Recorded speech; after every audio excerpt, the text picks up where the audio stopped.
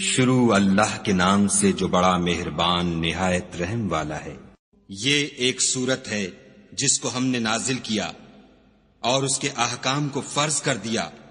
اور اس میں واضح المطالب آیتیں نازل کیں تاکہ تم یاد رکھو۔ بدکاری کرنے والی عورت اور بدکاری کرنے والا مرد جب ان کی بدکاری ثابت ہو جائے تو دونوں میں سے ہر ایک کو 100 درے مارو، اور اگر تم خدا اور روز آخرت پر ایمان رکھتے ہو تو شرع خدا کے حکم میں تمہیں ان پر ہرگز ترس نہ آئے، اور چاہیے کہ ان کی سزا کے وقت مسلمانوں کی ایک جماعت بھی موجود ہو۔ بدکار مرد تو بدکار یا مشرک عورت کے سوا نکاح نہیں کرتا، اور بدکار عورت کو بھی بدکار یا مشرک مرد کے سوا اور کوئی نکاح میں نہیں لاتا، اور یہ یعنی بدکار عورت سے نکاح کرنا مومنوں پر حرام ہے۔ اور جو لوگ پرہیزگار عورتوں کو بدکاری کا عیب لگائیں اور اس پر 4 گواہ نہ لائیں تو ان کو 80 درے مارو، اور کبھی ان کی شہادت قبول نہ کرو، اور یہی بد کردار ہیں۔ ہاں، جو اس کے بعد توبہ کر لیں اور اپنی حالت سنوار لیں تو خدا بھی بخشنے والا مہربان ہے۔ اور جو لوگ اپنی عورتوں پر بدکاری کی تہمت لگائیں اور خود ان کے سوا ان کے گواہ نہ ہوں تو ہر ایک کی شہادت یہ ہے کہ پہلے تو 4 بار خدا کی قسم کھائے کہ بے شک وہ سچا ہے، اور 5ویں بار یہ کہے کہ اگر وہ جھوٹا ہو تو اس پر خدا کی لعنت۔ اور عورت سے سزا کو یہ بات ٹال سکتی ہے کہ وہ پہلے 4 بار خدا کی قسم کھائے کہ بے شک یہ جھوٹا ہے، اور 5ویں دفعہ یوں کہے کہ اگر یہ سچا ہو تو مجھ پر خدا کا غضب نازل ہو۔ اور اگر تم پر خدا کا فضل اور اس کی مہربانی نہ ہوتی تو بہت سی خرابیاں پیدا ہو جاتی، مگر وہ صاحب کرم امین ہے، اور یہ کہ خدا توبہ قبول کرنے والا اور حکیم ہے۔ جن لوگوں نے بہتان باندھا ہے تم ہی میں سے ایک جماعت ہے، اس کو اپنے حق میں برا نہ سمجھنا بلکہ وہ تمہارے لیے اچھا ہے۔ ان میں سے جس شخص نے گناہ کا جتنا حصہ لیا اس کے لیے اتنا وبال ہے، اور جس نے ان میں سے اس بہتان کا بڑا بوجھ اٹھایا ہے اس کو بڑا عذاب ہوگا۔ جب تم نے وہ بات سنی تھی تو مومن مردوں اور عورتوں نے کیوں اپنے دلوں میں نیک گمان نہ کیا، اور کیوں نہ کہا کہ یہ صریح طوفان ہے؟ یہ افطرا پرداز اپنی بات کی تصدیق کے لیے 4 گواہ کیوں نہ لائے؟ تو جب یہ گواہ نہیں لا سکے تو خدا کے نزدیک یہی جھوٹے ہیں۔ اور اگر دنیا اور آخرت میں تم پر خدا کا فضل اور اس کی رحمت نہ ہوتی تو جس شغل میں تم منہمک تھے اس کی وجہ سے تم پر بڑا سخت عذاب نازل ہوتا۔ جب تم اپنی زبانوں سے اس کا ایک دوسرے سے ذکر کرتے تھے اور اپنے منہ سے ایسی بات کہتے تھے جس کا تم کو کچھ بھی علم نہ تھا، اور تم اسے ایک ہلکی بات سمجھتے تھے، اور خدا کے نزدیک وہ بڑی بھاری بات تھی۔ اور جب تم نے اسے سنا تھا تو کیوں نہ کہہ دیا کہ ہمیں شایع نہیں کہ ایسی بات زبان پر لائیں؟ پروردگار تو پاک ہے، یہ تو بہت بڑا بہتان ہے۔ خدا تمہیں نصیحت کرتا ہے کہ اگر مومن ہو تو پھر کبھی ایسا کام نہ کرنا، اور خدا تمہارے سمجھانے کے لیے اپنی آیتیں کھول کھول کر بیان فرماتا ہے، اور خدا جاننے والا اور حکمت والا ہے۔ جو لوگ اس بات کو پسند کرتے ہیں کہ مومنوں میں بے حیائی یعنی تہمت بدکاری کی خبر پھیلے، ان کو دنیا اور آخرت میں دکھ دینے والا عذاب ہوگا، اور خدا جانتا ہے اور تم نہیں جانتے۔ اور اگر تم پر خدا کا فضل اور اس کی رحمت نہ ہوتی تو کیا کچھ نہ ہوتا، مگر وہ کریم ہے، اور یہ کہ خدا نہایت مہربان اور رحیم ہے۔ مومنو، شیطان کے قدموں پر نہ چلنا، اور جو شخص شیطان کے قدموں پر چلے گا تو شیطان تو بے حیائی کی باتیں اور برے کام ہی بتائے گا۔ اور اگر تم پر خدا کا فضل اور اس کی مہربانی نہ ہوتی تو ایک شخص بھی تم میں پاک نہ ہو سکتا، مگر خدا جس کو چاہتا ہے پاک کر دیتا ہے، اور خدا سننے والا اور جاننے والا ہے۔ اور جو لوگ تم میں صاحب فضل اور صاحب وسعت ہیں وہ اس بات کی قسم نہ کھائیں کہ رشتہ داروں اور محتاجوں اور وطن چھوڑ جانے والوں کو کچھ خرچ پات نہیں دیں گے۔ ان کو چاہیے کہ معاف کر دیں اور درگزر کریں۔ کیا تم پسند نہیں کرتے کہ خدا تم کو بخش دے؟ اور خدا تو بخشنے والا مہربان ہے۔ جو لوگ پرہیزگار اور برے کاموں سے بے خبر اور ایماندار عورتوں پر بدکاری کی تہمت لگاتے ہیں، ان پر دنیا اور آخرت دونوں میں لعنت ہے اور ان کو سخت عذاب ہوگا، یعنی قیامت کے روز جس دن ان کی زبانیں اور ہاتھ اور پاؤں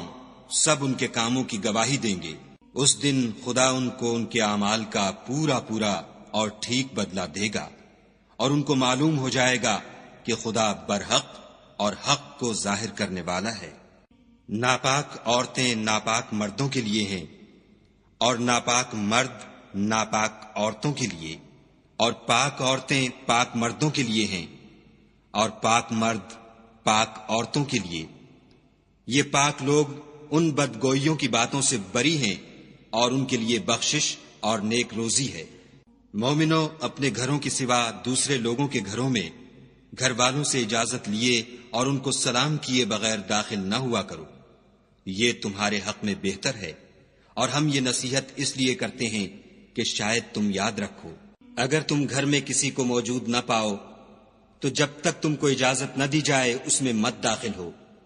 اور اگر یہ کہا جائے کہ اس وقت لوٹ جاؤ تو لوٹ جایا کرو، یہ تمہارے لیے بڑی پاکیزگی کی بات ہے،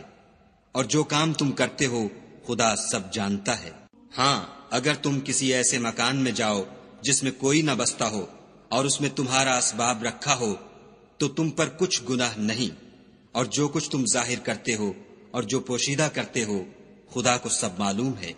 مومن مردوں سے کہہ دو کہ اپنی نظریں نیچی رکھا کریں اور اپنی شرم گاہوں کی حفاظت کیا کریں، یہ ان کے لیے بڑی پاکیزگی کی بات ہے، اور جو کام یہ کرتے ہیں خدا ان سے خبردار ہے۔ اور مومن عورتوں سے بھی کہہ دو کہ وہ بھی اپنی نگاہیں نیچی رکھا کریں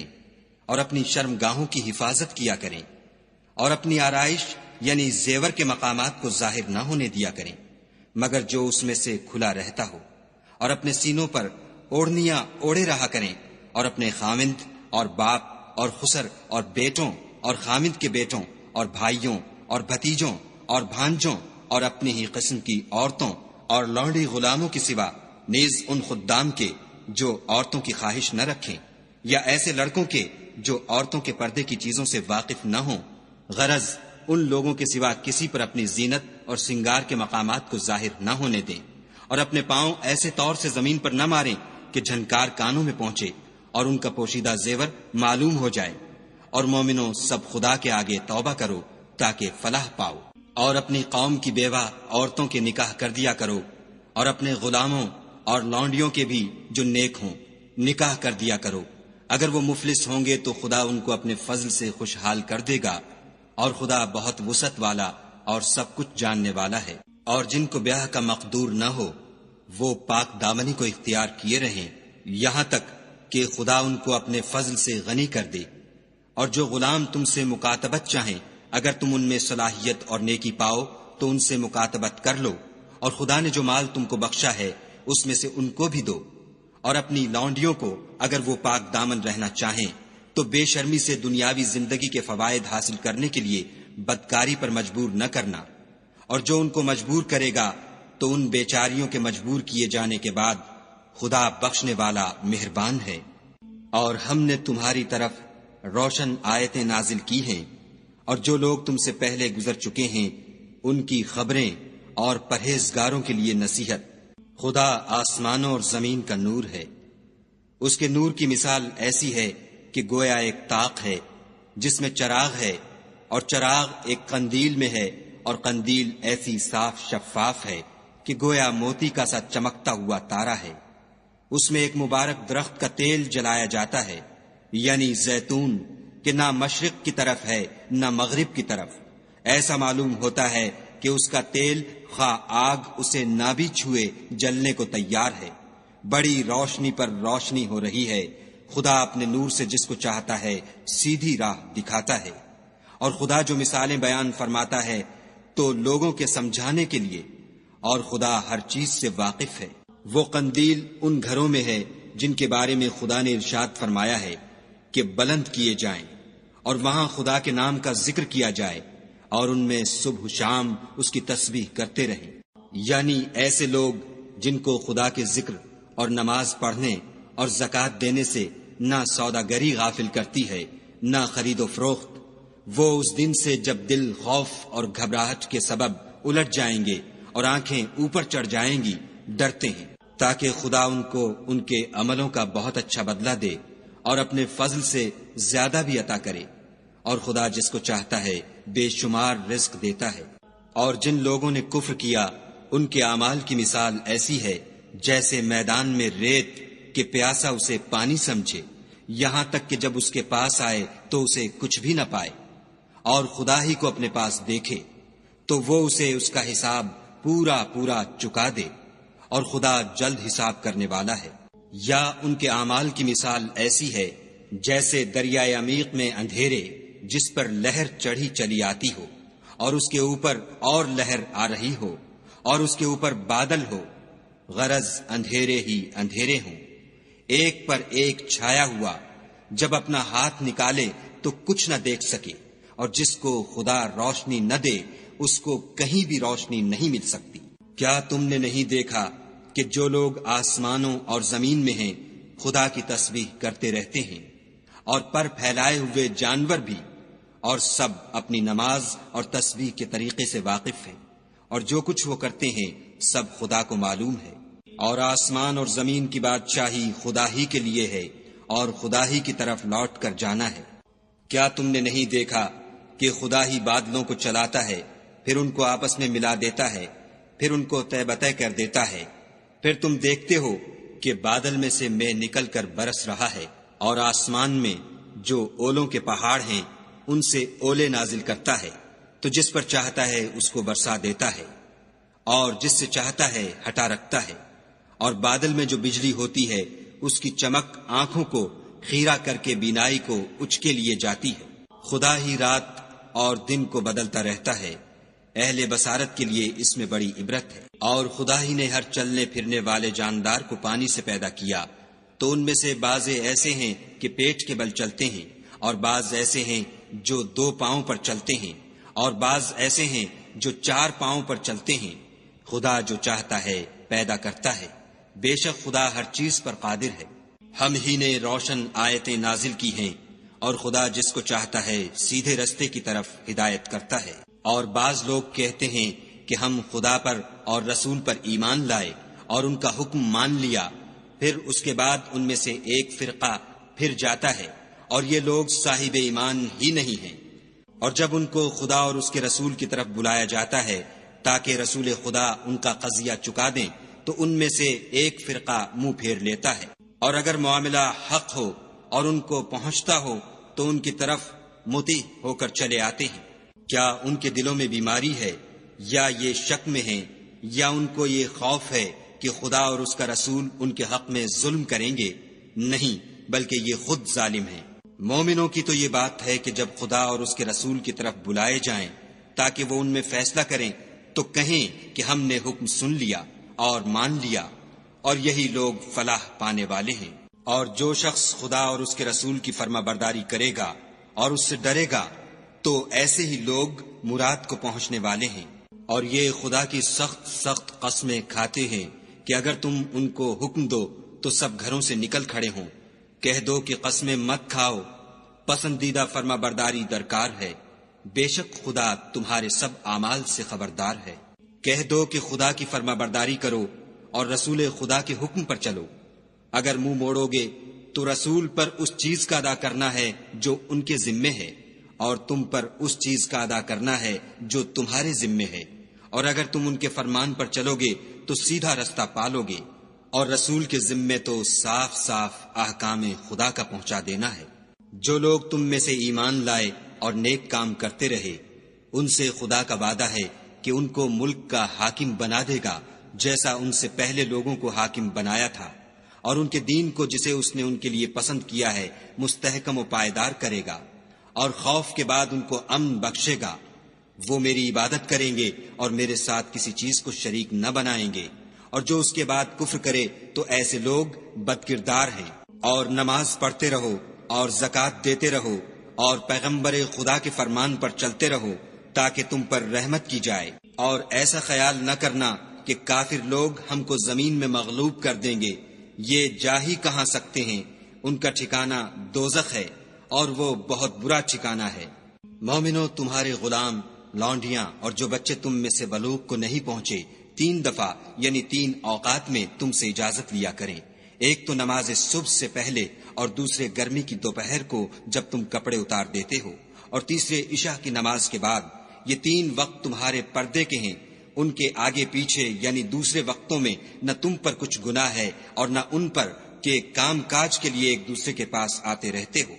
اس طرح خدا اپنی آیتیں کھول کھول کر بیان فرماتا ہے، اور خدا بڑا علم والا اور بڑا حکمت والا ہے۔ اور جب تمہارے لڑکے بالغ ہو جائیں تو ان کو بھی اسی طرح اجازت لینی چاہیے جس طرح ان سے اگلے یعنی بڑے آدمی اجازت حاصل کرتے رہے ہیں۔ اس طرح خدا تم سے اپنی آیتیں کھول کھول کر بیان فرماتا ہے، اور خدا جاننے والا اور حکمت والا ہے۔ اور بڑی عمر کی عورتیں جن کو نکاح کی توقع نہیں رہی اور وہ کپڑے اتار کر سر ننگا کر لیا کریں تو ان پر کچھ گناہ نہیں، بشرطے کہ اپنی زینت کی چیزیں نہ ظاہر کریں، اور اگر اس سے بھی بچیں تو یہ ان کے حق میں بہتر ہے، اور خدا سنتا جانتا ہے۔ نہ تو اندھے پر کچھ گناہ ہے اور نہ لنگڑے پر اور نہ بیمار پر اور نہ خود تم پر کہ اپنے گھروں سے کھانا کھاؤ یا اپنے باپوں کے گھروں سے یا اپنی ماؤں کے گھروں سے یا بھائیوں کے گھروں سے یا اپنی بہنوں کے گھروں سے یا اپنے چچاؤں کے گھروں سے یا اپنی پھپھیوں کے گھروں سے یا اپنے ماموؤں کے گھروں سے یا اپنی خالاؤں کے گھروں سے یا اس گھر سے جس کی کنجیاں تمہارے ہاتھ میں ہوں یا اپنے دوستوں کے گھروں سے، اور اس کا بھی تم پر کچھ گناہ نہیں کہ سب مل کر کھانا کھاؤ یا جدا جدا۔ اور جب گھروں میں جایا کرو تو اپنے گھر والوں کو سلام کیا کرو، یہ خدا کی طرف سے مبارک اور پاکیزہ تحفہ ہے۔ اس طرح خدا اپنی آیتیں کھول کھول کر بیان فرماتا ہے تاکہ تم سمجھو۔